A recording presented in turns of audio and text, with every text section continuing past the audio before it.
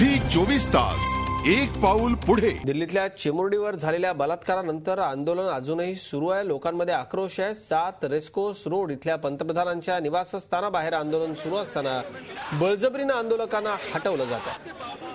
आपण तिथली दृश्य बघतोय। आंदोलक मोठ्या प्रमाणावरती आक्रमक झाले होते। हे सगळे आंदोलक पंतप्रधानांच्या निवासस्थानाबाहेर आले होते। यात महिलांची संख्या, युवतींची संख्या मोठ्या प्रमाणावरती होती। आम आदमी पक्षाचे कार्यकर्ते त्याचबरोबर अनेक सर्वसामान्य नागरिक या ठिकाणी होते। महिलांना या ठिकाणी अक्षरशः फरफटत नेऊन पोलिसांनी उचलून नेऊन या ठिकाणाहून बाहेर काढले। 7 रेस्कोर्स रोड या पंतप्रधानांच्या निवासस्थानी मोठ्या प्रमाणावरती आंदोलकांनी गर्दी केली होती। महिला पोलिसांनी कुठली दयामाया दाखवली नाही। महिला आंदोलकांना या ठिकाणाहून उचलून अक्षरशः फरफटत नेण्यात आलं। महिला मोठ्या संख्येने या आंदोलनात सहभागी होत्या। आमच्या प्रतिनिधी रश्मी पुराणिक आपल्याबरोबर आहेत। रश्मी, काय सांगाल? अत्यंत कठोरपणे पोलिसांनी या ठिकाणाहून आंदोलकांना हटवण्याचं आता काम सुरू केलं।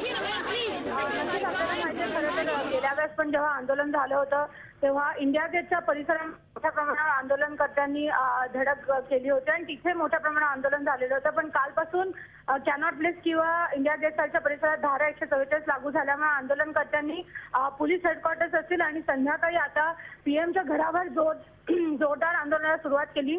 आणि आपण ज्या पद्धतीने व्हिज्युअल्समध्ये बघू शकतो की आंदोलनकर्त्या महिला जरी असतील तरी त्यांना उचलून पीएमच्या घराच्या इकडनं परिसरांना हटवण्याचे प्रयत्न पोलिसांनी केलेत। कारण तसं बघितलं तर व्हीव्हीआयपी परिसरात त्यांनी हे आंदोलन केलेलं आहे। पंतप्रधानांच्या घराच्या बाहेर कोणालाही थांबू देत नाही, आंदोलन करायची तर परवानगीच नसते। अशा वेळेला जेव्हा आंदोलनकर्त्यांनी तिथे धडक केली तेव्हा पोलिसांनी मात्र ही कारवाई केलेली आहे। अजित, रश्मी, आंदोलकांचं नेमकं काय म्हणणं आहे? काय आंदोलक या सगळ्या कारवाईवरती काय प्रतिक्रिया देतात? आंदोलकांची जेव्हापासून या 5 वर्षाच्या मुलीवर बलात्कार झाला तेव्हापासून आंदोलनकर्त्यांची एकच मागणी आहे की जे पोलीस कमिशनर आहेत नीरज कुमार त्यांना त्यांच्या पदावर हटवण्यात, त्यांना त्यांचा राजीनामा घेण्याची एकच मागणी आंदोलनकर्त्यांची दिसते। कारण की ह्या प्रकरणांची दिल्लीमध्ये ज्या पद्धतीने घृणास्पद बलात्कार घडत आहेत, कायदा सुव्यवस्थेचा प्रश्न निर्माण झाला आहे, तेव्हा कोणीतरी ह्या प्रकरणाची जबाबदारी घ्यावी आणि ही जबाबदारी कोणीच घेताना दिसत नाहीये। जेव्हा 16 डिसेंबरचा प्रकार झाला तेव्हा देखील कोणी जबाबदारी घेतली नाही आणि आता देखील कोणी जबाबदारी घेत नाहीये। पोलिसांमधली असलेली एकूणच पोलिसांच्या विरोधात असलेला राग आणि त्यांचे जे प्रमुख आहेत नीरज कुमार त्यांनी तरी या प्रकरणाची जबाबदारी घ्यावी। म्हणून सगळ्यांची मागणी एकच आहे की नीरज कुमार यांचा राजीनामा व्हावा आणि त्यांना या पदावरून हटवण्यात यावं। अजित, रश्मी, खरं तर हे सगळं धक्कादायक आहे। या सगळ्या गोष्टी घडतात, समाजामध्ये असे लोक आहेत हे आपण समजू शकतो। मात्र या सगळ्या गोष्टी घडल्यानंतर पोलीस ज्या पद्धतीने वागतात, खरं तर हे सगळं दुःखद आहे। या घटनेत सुद्धा मुलीच्या वडिलांना पोलिसांनी 2000 रुपये देऊ केले होते आणि मीडियात जाऊ नका, आंदोलन करणाऱ्या आंदोलकांच्या नादी लागू नका, अशा पद्धतीनं पोलिसांनी सल्ला दिला होता। खरोखर नक्की पोलिसिंग म्हणजे काय हे दिल्ली पोलिसांना समजावून सांगण्याची गरज आहे। काल भाजपच्या खासदार मेनका गांधींनी देखील दिल्ली पोलिसांवरती कडक शब्दामध्ये टीका केली होती। रश्मी, तू स्वतः दिल्लीत राहतेस, तू स्वतः एक महिला आहेस, दिल्लीच्या रस्त्यावर तू पत्रकार असलीस तरी देखील अनेक वेळा तू रात्री बेरात्री या सगळ्या दिल्लीच्या रस्त्यांवरून पत्रकारिता करत तू फिरत असतेस। काय नेमकी खरी परिस्थिती दिल्लीतली? खरोखर दिल्ली पोलिसांना शिस्तीची गरज आहे, दिल्ली पोलिसांना संवेदनशीलतेची गरज आहे, दिल्ली पोलिसांमधला भ्रष्टाचार कमी होण्याची गरज आहे? खूप जास्त अजून महत्त्वाचा प्रश्न विचारला। दिल्ली पोलीस हे खूप जास्त इन्सेन्सिटिव्ह आहेत।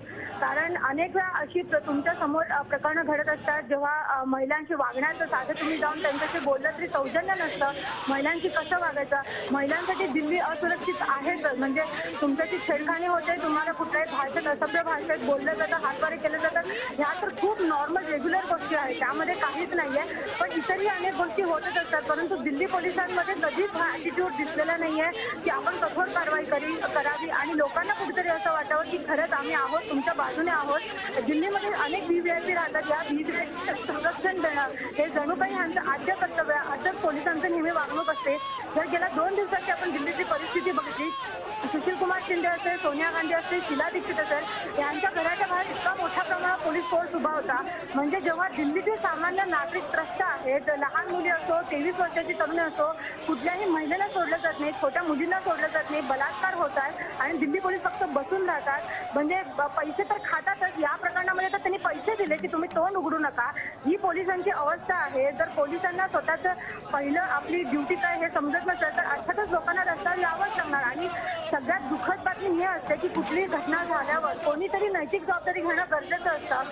16 डिसेंबर सारखी मोठी घटना झाली जेव्हा की कोणी आलं नाही, वेळेवर कोणी मदतीला आलं नाही. आणि ह्या प्रकरणात देखील जो आरोपी आहे त्याने आधी एका महिलेच्या घरामध्ये जबरदस्ती घुसण्याचा प्रयत्न केला होता. त्यावर त्याच्यावर केस टाकून थोडे दिवस त्याला तुरुंगवासाची शिक्षा झाली, त्यानंतर तो सोडून गेला.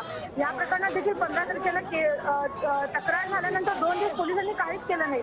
वारंवार दिसून येते की पोलीस काहीच करत नाही, निष्प्रभ आहेत. मग कोणीतरी जबाबदारी घ्यावी, या प्रकरणात कोणीतरी जबाबदारी घ्यावी. म्हणूनच हे सर्व आंदोलन चालू आहे आणि कोणीच ऐकायला तयार नाहीये. करणार तरी काय, दिल्लीकर सगळे रस्त्यावर आले, थकले जाता, पण कोणीच जबाबदारी घ्यायला तयार नाहीये. झी 24 तास, एक पाऊल पुढे.